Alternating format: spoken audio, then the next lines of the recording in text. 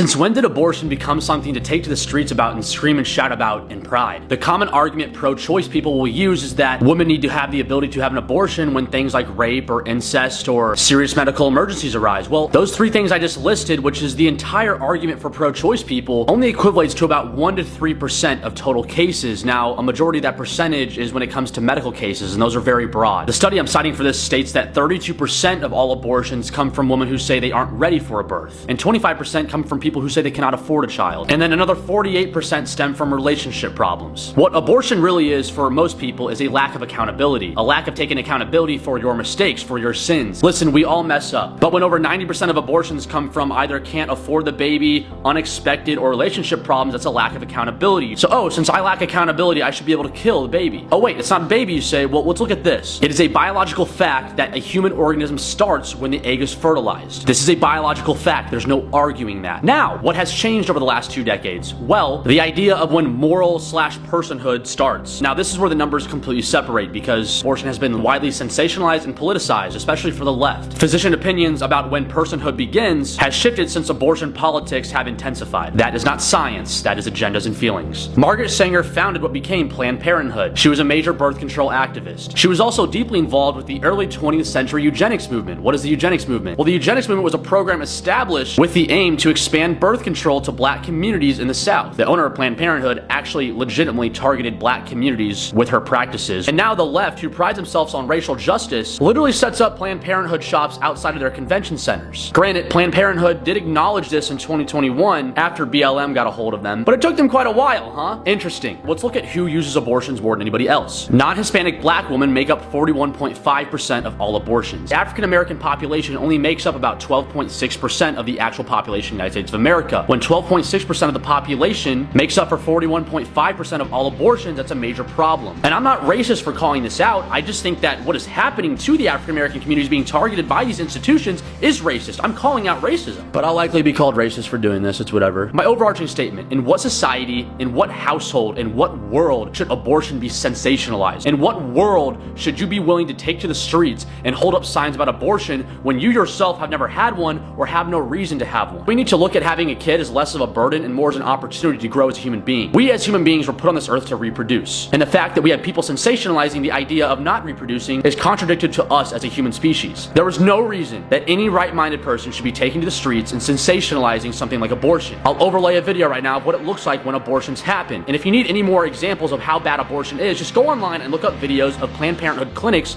talking about how they do abortions and how they conduct them. This is demonic and it should be stopped. But don't be fearful because Jesus always comes out on top.